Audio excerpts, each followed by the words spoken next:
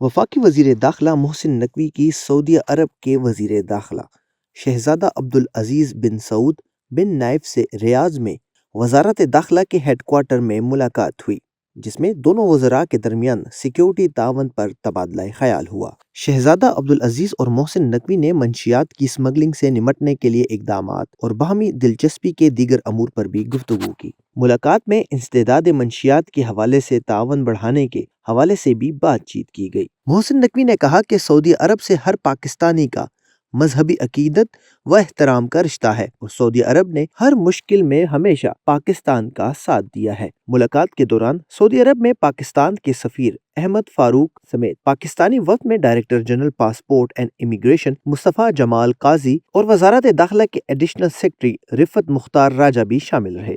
احسن عباس، APP۔